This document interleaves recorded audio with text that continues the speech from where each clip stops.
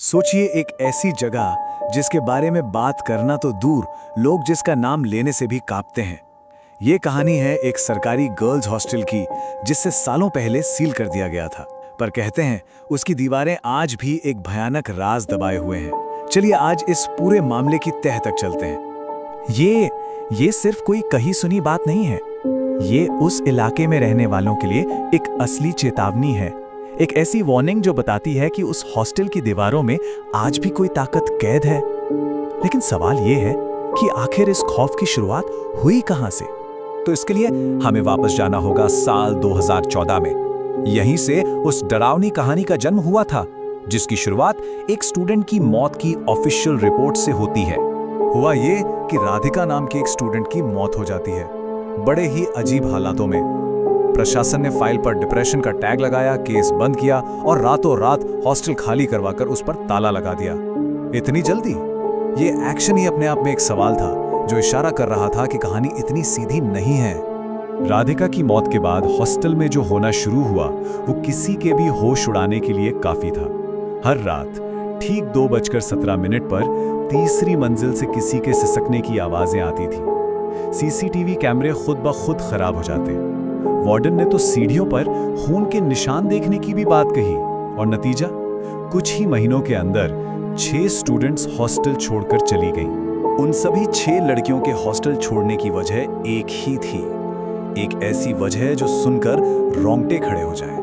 उनका कहना था कि रात में कोई उनके दरवाजे के ठीक बाहर खड़ा होकर उनका नाम पुकारता था।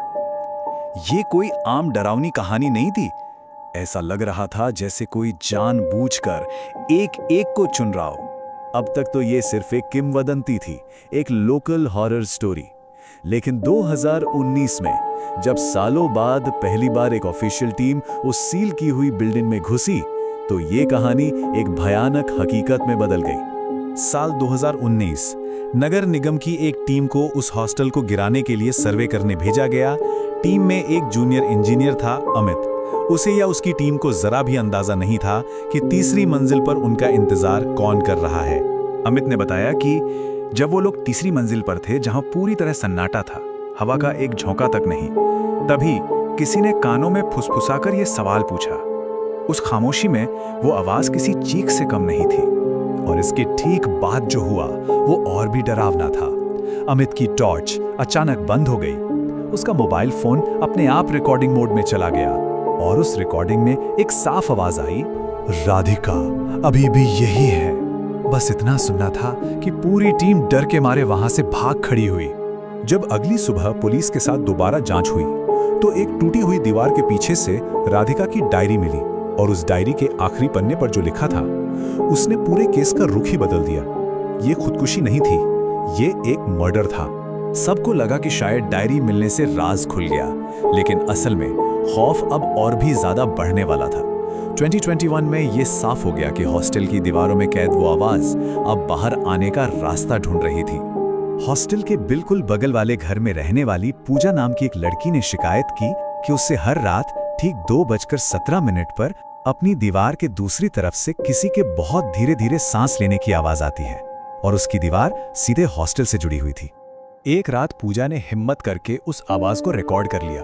उस रिकॉर्डिंग में सांसों के साथ साथ दीवार को नाखूनों से खरोचने और एक बहुत ही टूटी हुई दर्द भरी आवाज भी कैद हो गई। और अगली सुबह पूजा अपने बंद कमरे से गायब हो चुकी थी। पूजा के गायब होने की जांच ने हॉस्टल का सबसे काला सच दुनिया के सामने ला दिया। पता चला कि हॉस्टल बनाते वक्त एक पुराने बेसमेंट को बंद कर दिया गया था। क्यों? क्योंकि उसमें एक गैर कानूनी पनिशमेंट रूम था, और राधिका ने यही राज पता लगा लिया था, जिसके बाद उसे हमेशा के लिए खामोश करने के लिए जिंदा दफना दिया गया था। अब हम इस कहानी के सबसे आखिरी और शायद सबसे भयानक मोड़ पर आते हैं। 2023 में एक डॉक्यूमेंट्री टीम ने इस राज से पर्दा उठाने की एक आखिरी कोशिश की, जिसका अंजाम बहुत ही बुरा हुआ। राहुल, निखिल और मीरा की एक YouTube टीम ने उस हॉस्टल में घुसने का फैसला किया। उनका मकसद एकदम साफ था, रात के ठीक 2:17 पर तीसरी मंजिल पर जो भी होता है उसे अपने कैमरे में कैद करना। और जैसे ही वो वक्त आया, माहौल बदलने लगा। 2:16, सीढ़ियों की हवा अचानक बर्फ जैसी ठंडी हो गई, और जैसे ही घड़ी में 2:17 हुए, तीसरी मंजिल के पूरे कॉरिडोर की लाइटें एक साथ अपने आप जल उठी। कैमरे की फुटेज में लड़कियों की एक धुंधली सी कतार दिखाई दी, लेकिन सबसे डरावना पल वो था जब साउंड रिकॉर्डिस्ट मीरा के हेडफोन में एक फुसफुसाहट गूंजी, एक ऐसी आवाज जो सिर्फ उसे सुनाई दी और जिसे सुनते ही वो अपनी जगह पर जम गई। तो क्या ये आत्माएं बदला चाहती थीं? नहीं, और शायद यही इस कहानी की सबसे दर्दनाक बात है। फुटेज से ये साफ हुआ कि वो बदला नहीं बल्कि किसी का साथ चाहती थी। वो अकेली थी, वो उस हॉस्टल से बाहर नहीं जा सकती थी, इसलिए वो चाहती थी कि कोई उनके साथ रुक जाए, हमेशा के लिए। अगली सुबह जब पुलिस पहुंची तो राहुल और निखिल सदमे की हालत में मिले।